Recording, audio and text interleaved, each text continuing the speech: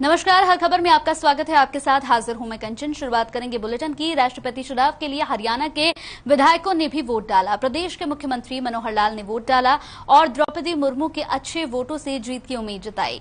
इसी बीच deputy CM Dushyant Chautala ने कहा कि मुझे उम्मीद है द्रौपदी मुर्मू ऐतिहासिक वोटों से जीतेंगी। वहीं कृषि मंत्री जेपी दलाल ने कहा कि आदिवासी परिवार से निकलकर महिला राष्ट्रपति बनेंगे। इसके अलावा बीजेपी विधायक यहां पर जगदीश नागर और कांग्रेस विधायक बीबी बत्रा ने क्या कुछ कहा वो भी आपको सुनवाते हैं।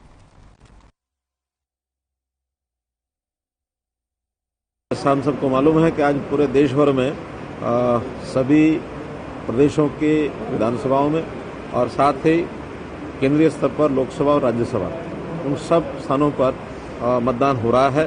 बढ़िया प्रकार से वोटिंग चल रही है और चूंकि एनडीए और यूपीए के जो दोनों कैंडिडेट हैं उनका जो गणित है देश भर का हमको मालूम है और मैं विश्वास कर सकता हूं कि 21 तारीख को जो परिणाम आएगा वो एनडीए के कैंडिडेट मैडम द्रौपदी मुर्मू जी को राष्ट्रपति जरूर चुनेंगे। 25 तारीख को शपथ ग्रहण का कार्यक्रम है और शपथ ग्रहण कार्यक्रम में हमको भी संदेश है कि हम वहां जाएंगे, वो प्रत्यक्षदर्शी बने। देश के प्रथम पद के लिए आज मतदान है और सभी विधायक सांसद अपने मत के अधिकार से देश को प्रथम नागरिक देने का काम करें। हमारा सौभाग्य है कि एनडीए के संयुक्त उम्मीदवार के तौर पर द्रौपदी मुर्मू जी को कैंडिडेट बनाया गया है। मैं विश्वास के साथ कह सकता हूं कि ऐतिहासिक मतों के साथ द्रौपदी मुर्मू जी महामहिम राष्ट्रपति के पद को सुशोभित भी करेंगे और आने वाले समय के अंदर देश की और खास तौर पर ट्राइबल्स की आवाज, कमेरे की आवाज, वर्किंग क्लास की आवाज और मजबूती के साथ आगे बढ़ाने का काम करेंगे। दुनिया मैं अपने लिए सौभाग्य समझता हूं कि देश की पहली महिला प्रथम नागरिक जो राष्ट्रपति के रूप में चुनी जानी है और जिसका जीवन ग्रामीण अभाव और आदिवासी परिवारों से निकल करके जो राष्ट्रपति भवन में उनका आना होगा, ये हमारे लोकतंत्र की खूबी को दिखाता है और इससे जो है लोकतंत्र की ताकत दिखाई देती है। देखिए, एक गरीब के बेटी का हमारी पार्टी ने समर्थन किया है। एक गरीब व्यक्ति को सबसे बड़ी सीट पर बैठाने के लिए तो माननीय नरेंद्र मोदी जी ने फैसला लिया है और गरीब, हरिजन, आदिवासी, जनजाति के लोगों को आगे बढ़ाने के लिए जिन लोगों को सदियों से न्याय नहीं मिल रहा था उनको न्याय भारतीय जनता पार्टी ने दिया है। मैं उनका समर्थन करता हूं। इसलिए आज जो वोटिंग हुई है बड़े उत्साह के साथ हम लोगों ने वोटिंग किया है। वोट दिया था उस तरह इसमें भी वोट देना है। वही न्यूमेरिकल प्रेफरेंस जो है 1-2 के हिसाब से लगता नहीं कि वो कांग्रेस के समर्थित कैंडिडेट को वोट दें। सर, नंबर्स में तो कांग्रेस ठीक है, but it's a fight of principles. एक अपने सिद्धांतों की लड़ाई है और यशवंत सिन्हा सिद्धांतों का चुनाव लड़ रहे हैं। चलो कोई बात नहीं, विजय उनकी नहीं होगी पर वो लड़ाई पूरी है। निचली विपक्ष के अंदर राज्यसभा के अंदर काफी सदस्य हैं, लोकसभा सदस्य हैं और मार्गरेट अरोड़ा चुनाव लड़े। चलिए, इसी बीच इस वक्त की बड़ी खबर आ रही है। इस वक्त की बड़ी खबर टीवी स्क्रीन पर आपको दिखाने जा रहे हैं। लगातार जिस तरीके से मध्य प्रदेश में बस हादसा हुआ, इसे लेकर प्रधानमंत्री नरेंद्र मोदी ने भी दुख जताया है। बड़ी खबर इस वक्त की, मध्य प्रदेश में धार में हुई बस दुर्घटना, लोगों की मृत्यु पर प्रधानमंत्री नरेंद्र मोदी ने दुख जाहिर किया है। बड़ी खबर इस वक्त की, आपको बता दें कि नर्मदा नदी में ये बस अनियंत्रित होकर नीचे गिर गई। मध्य प्रदेश में धार में ये बस दुर्घटना हुई। लोगों की मृत्यु पर प्रधानमंत्री नरेंद्र मोदी ने दुख जताया है। तो ये ट्वीट किया है, प्रधानमंत्री की ओर से ये ट्वीट किया गया। दुख यहां पर प्रधानमंत्री नरेंद्र मोदी ने जताया है। बड़ी खबर इस वक्त की, आपको बता दें कि मध्य प्रदेश में जिस तरह से धार में यह बस दुर्घटना हुई, इसके बाद हर कोई सहमा हुआ है। आपको बता दें कि लगभग 47 लोग इसमें सवार थे। लगभग 50 लोग इसमें सवार थे और 15 लोगों की मृत्यु हो गई है। बड़ी खबर इस वक्त की आपको बता रहे हैं मध्य प्रदेश से। इस वक्त की ये बड़ी खबर, जहां पर मध्य प्रदेश में जो बस हादसा हुआ उसे लेकर प्रधानमंत्री नरेंद्र मोदी ने भी जो यहां पर दुख जताया है।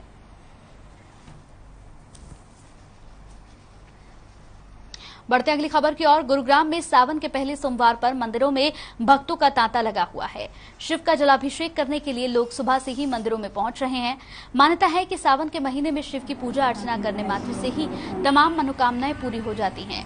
शिव पुराण के आधार पर मान्यता है कि शिव सावन के महीने में पृथ्वी पर निवास करते हैं और अपने भक्तों की हर मनोकामना को पूर्ण करते हैं।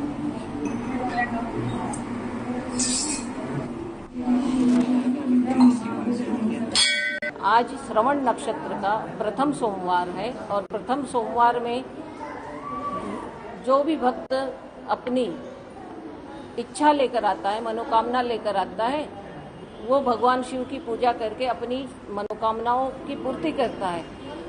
हमारे शास्त्रों में मान्यता है कि इस लोक के सारे सुख हमको मिले और हम सुख पूर्वक इस जीवन को भली प्रकार, अच्छी प्रकार जिए और जब यहाँ से हम मृत्यु को प्राप्त हो उसके बाद हमको शिवलोक मिले। आज सावन का पहला सोमवार है और हम सभी भक्त यहाँ पे पूजा करने के लिए आए हैं और ये पंचमुखी महादेव जी हमारी सभी मनोकामनाएं पूर्ण करते हैं। वैसे तो हम हमेशा ही आते हैं यहाँ पे, लेकिन आज काफ़ी भीड़ है यहाँ पे और हम सभी लोग पूजा करते हैं यहाँ पे और हमारी सभी मनोकामनाएं पूर्ण होती है। पंचामृत से स्नान कराया, फिर बेलपत्र पुष्प वगैरह सभी चढ़ाए, फल चढ़ाए, चावल सब जल से अच्छे से अभिषेक किया। की मनोकामना पूरी करते हैं भोले बाबा और भोले बाबा की कृपा से सब कुछ भगवान मन को भोले बाबा सबका भला करे, हमारा करे, सबका करे और भगवान की कृपा में ऐसे ही आते रहें। भगवान मन सद्बुद्धि दे, जो भगवान की कृपा में हम आते रहें और इसी तरह से हम भगवान पर जल चढ़ा।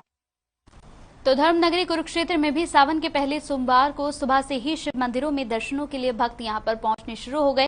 कुरुक्षेत्र के यहां पर स्थानेश्वर मंदिर के दर्शन यहां पर लोग लगातार करने के लिए पहुंचे, जिसकी स्थापना स्वयं ब्रह्मा जी ने की थी।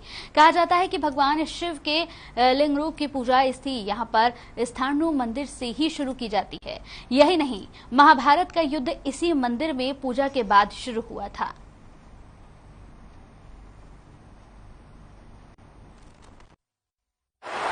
आज श्रावण का पहला सोमवार है और सोम मैंने अमृत और चंद्रमा को समर्पित है ये बार, क्योंकि चंद्रमा ने भी एक बार बहुत भारी शंकर जी के लिए तपस्या की थी।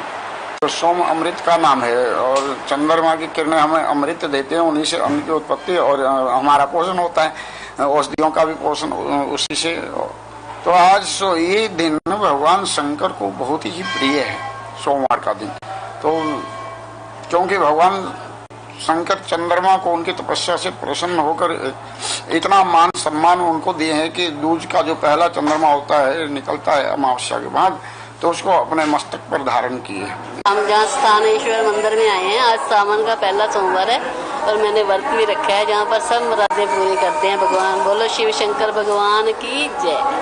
हाँ जी, बहुत भीड़ होती है जहाँ पे। हम हर शिवरात्रि को आते हैं यहाँ और महाराज जी के भी दर्शन करके जाते हैं यहाँ और माथा टेकने आते हैं, सब मुरादें पूरी करते हैं शिव शंकर भगवान जी। मैं यही कुरुक्षेत्र से ही हूँ, अंचला चौक से, और हम यहाँ सावन का सोमवार है और यहाँ पूजा करने के लिए हम आते हैं। हमें बहुत अच्छा लगता है यहाँ और बहुत अच्छे से यहाँ सुविधा भी कर रखी है और सब बढ़िया है। हमें आके बहुत तसल्ली मिलती है यहाँ आके और जो भी हम यहाँ मनोकामना मांगते हैं वो हमारी यहाँ पूर्ण होती है और हम सबके लिए। तो वहीं भिवानी के हनुमान झोड़ी मंदिर धाम में श्रावण मास के पहले सोमवार पर भगवान शिव दरबार में शिवलिंग पर यहां गंगा जल, दूध और जल से स्नान कराया गया।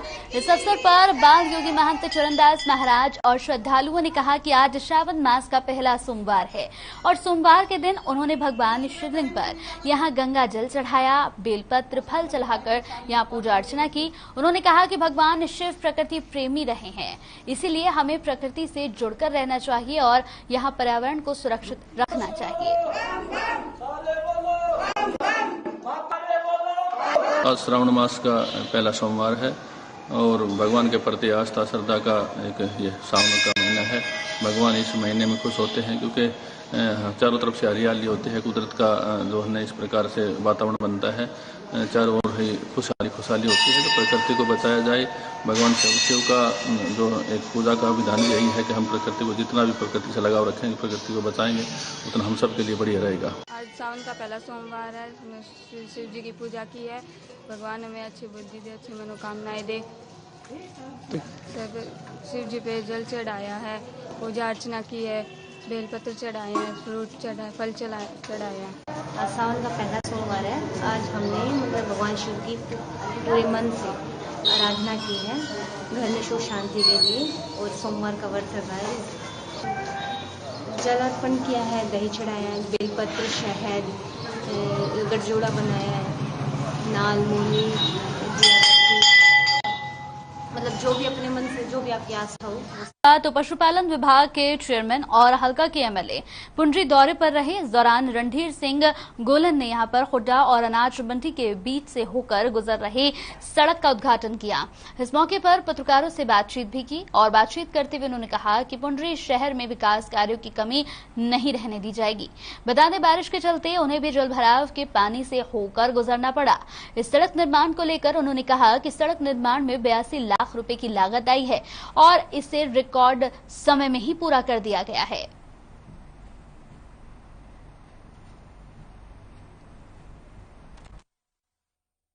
इस पर लगे 80-82 लाख रुपए की लागत का इसके मंजूर कराए थे, और उसकी लागत या मेन उड्डा की और अनाज मंडी की मेन सड़क है शहर की मारे, और यह पिछले 8-10 साल तक टूटी पड़ी थी।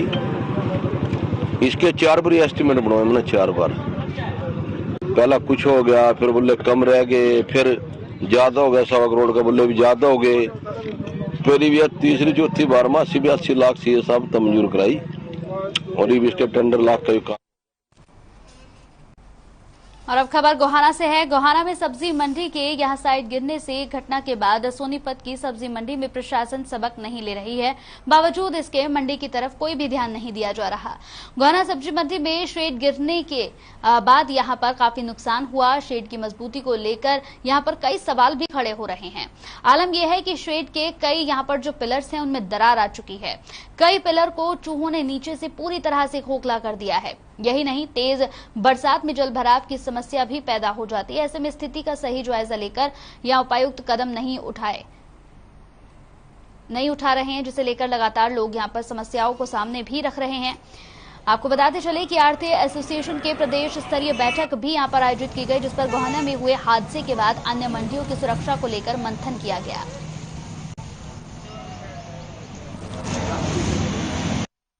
यहाँ बहुत बेकार बिजली हो रही है। यहाँ बाहर मुझसे है, कम से कम 5 साल हो गए मुझसे को सब कुछ थोड़ा पड़ा हुआ है। ये देखो, आप देख लो, मुझसे क्यों है, यहाँ सब में दरार आ चुकी है, और यहाँ की प्रशासन कोई संभाल नहीं रहा है ना, प्रशासन को। तो अखिल भारतीय व्यापार मंडल के राष्ट्रीय मुख्य महासचिव और हरियाणा प्रदेश व्यापार मंडल के अध्यक्ष बजरंग गर्ग ने देश के यहां व्यापारी प्रतिनिधियों से बातचीत करने के बाद कहा कि केंद्र सरकार के तानाशाही रवैया के कारण ही खाद्य वस्तुएं आज पहले से और ज्यादा महंगी हो गई हैं। गेहूं, चावल, खुला आटा, दही, पनीर, लस्सी, शहद, सूखा सोयाबीन, मटर और भी कई ऐसी चीजें हैं, कोई टैक्स नहीं था, लेकिन अब इन खाद्य वस्तुओं पर 5% जीएसटी लागू कर दिया गया है। इसी प्रकार बीज, अनाज, पिसाई मशीन, सोलर वाटर हीटर, दालों की यहां पर क्लीनिंग, चमड़े के उत्पाद आदि पर 5% जीएसटी से बढ़ाकर 18% जीएसटी लागू हो गया। इसी तरह से काफी और भी चीजें हैं जिस पर 12% जीएसटी था, उन वस्तुओं पर टैक्स बढ़ाकर 18 और 28% कर दिया गया।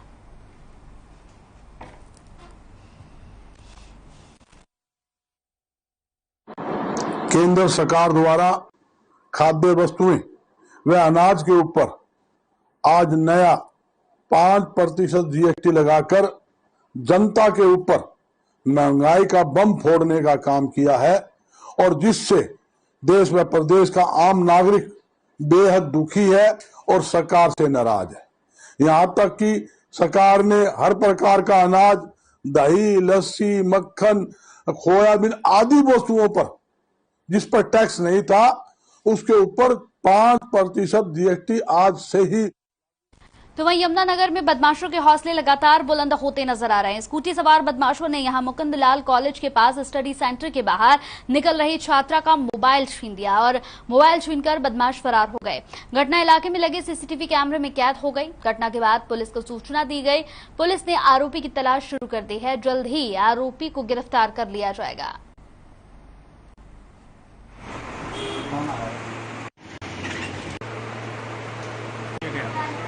मोबाइल स्नैच हुआ है, उसकी सीसीटीवी फुटेज हमने निकाल ली है। इसको अभी तुरंत ही हम गिरफ्तार करेंगे। सभी एजेंसी को इन्फॉर्म कर दिया गया। वहीं पलवल में पत्रकारों के हित और सुरक्षा हेतु यहां पर working journalist of India union ने बैठक का आयोजन किया। बैठक के दौरान समस्त पत्रकारों ने पत्रकारों के हित के लिए अपने अपने विचार रखे। वहीं सुविधाओं का अभाव देखते हुए यूनियन की ओर से सभी पत्रकारों के लिए यहां पर मेडिक्लेम पॉलिसी और हर विपदा के समय संयुक्त रूप से साथियों का सहयोग को लेकर भी यहां पर सहमति बन चुकी है। वहीं पत्रकारों की आपसी सहमति के उपरांत मोहन सिंह जौहर खेड़ा को यूनियन का जिला अध्यक्ष पदभार सौंपा गया। बता दें कि यूनियन की ओर से पलवल में पत्रकारों के लिए प्रदेश स्तर पर कार्यक्रम आयोजित किए जाएंगे।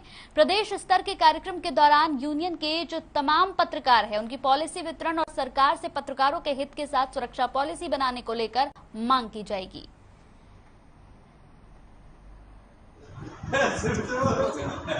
अब प्रदेश भर से पत्रकार WGI से जुड़े हुए हैं। वर्किंग जर्नलिस्ट ऑफ इंडिया एक बड़ा संगठन है जो संबंधित है BMS से, भारतीय मजदूर संघ से। इंटरनेशनल लेवल का यह है भारतीय मजदूर संघ, उससे जुड़े हुए हैं। तो पूरे हरियाणा से पत्रकार इस आयोजन में, आगामी आयोजन में भाग लेंगे। जल्द ही इसकी तारीख की और कहाँ होगा ये सूचना। खबर पानीपत से है। पानीपत के गांव सिवाह में किसानों की मेहनत पर उस वक्त पानी फिर गया जब यहां पर एक्साइन प्लांट के पास से गुजर रही ड्रेन ओवरफ्लो हो गई, जिसके बाद ड्रेन का गंदा पानी यहां पर साथ लगती फसल में जा घुसा। खेतों में पानी घुसने से किसानों की करीब 100 एकड़ फसल जलमग्न हो गई। किसानों के मुताबिक ड्रेन में गंदा केमिकल युक्त पानी आता है, जिससे उनकी फसल पूरी तरह से खराब हो सकती है। बाईपास बनाने वाली कंपनी की लापरवाही सामने आने पर अधिकारियों को सूचित कर दिया गया है और अब किसान खराब हुई फसल के मुआवजे की मांग कर रहे हैं।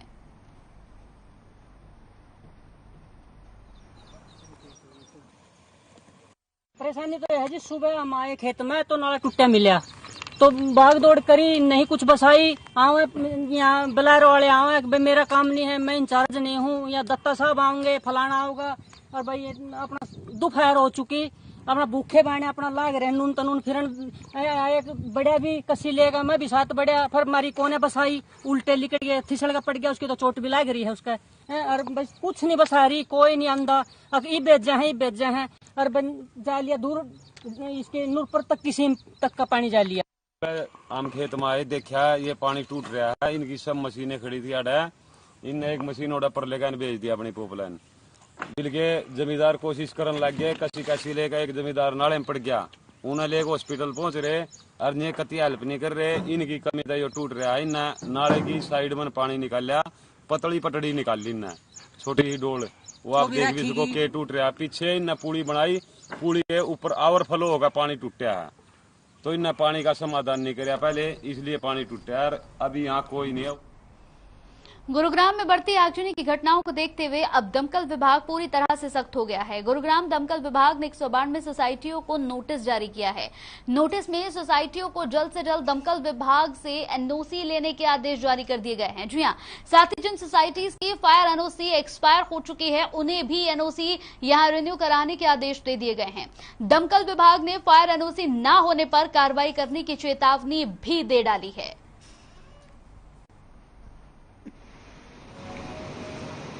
RWA और बिल्डर दोनों में आपस में कंफ्यूजन है। वो RW कहता है कि बिल्डर करेगा, बिल्डर कहता है RW करेगा। इसी वजह से वो सिस्टम अपडेट नहीं हो रहे कई जगह। तो वो उनको हमने कहा जो भी अपना सोल्यूशन करके तो सिस्टम को अपडेट करें और एनओसी के लिए अप्लाई करें। उनको 15 दिन का समय दिया गया है। अगर 15 दिन में उनका जवाब नहीं खबर जुलाना से है। जुलाना क्षेत्र के देवरा गांव में ग्रामीणों ने विद्यालय की बिल्डिंग का निर्माण न होने के चलते स्कूल पर ताला जड़ दिया है। ग्रामीणों का कहना है कि 4 साल पहले राजकीय वरिष्ठ माध्यमिक विद्यालय के कमरे तोड़ दिए गए थे, जिनका यहां पर निर्माण होना था, लेकिन 4 साल बीत जाने के बाद भी विद्यालय के इन कमरों का निर्माण नहीं किया गया, जिसके चलते छात्रों की पढ़ाई प्रभावित हो रही है। इस बारे में गाँव वालों ने कई बार आला अधिकारियों को अवगत कराया है, शिकायतें दी हैं, लेकिन बावजूद इसके आज तक इन कमरों का निर्माण नहीं हो सका, जिसके चलते परेशान होकर आज गांव वालों ने स्कूल को पूरी तरह से यहां पर बंद कर दिया है। स्कूल पर ताला लगा दिया गया।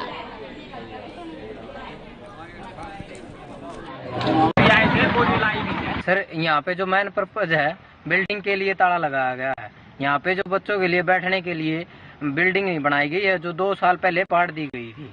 इसको उखाड़ कर नई बिल्डिंग के लिए टेंडर अलॉट हो उसका गवर्नमेंट की तरफ से, लेकिन यहाँ का जो प्रिंसिपल है उन्होंने वहाँ से आया आगे से लिखित रूप में कि भी आपके स्कूल में काम कैसा चल रहा है, इन्होंने लिखकर वापस कर दिया भी सुचारू रूप से। यहाँ चलिए, इसी के साथ इस बुलेटिन में मेरे साथ इतना ही। ताजा तरीन खबरों के लिए आप बने रहिए हर खबर के साथ।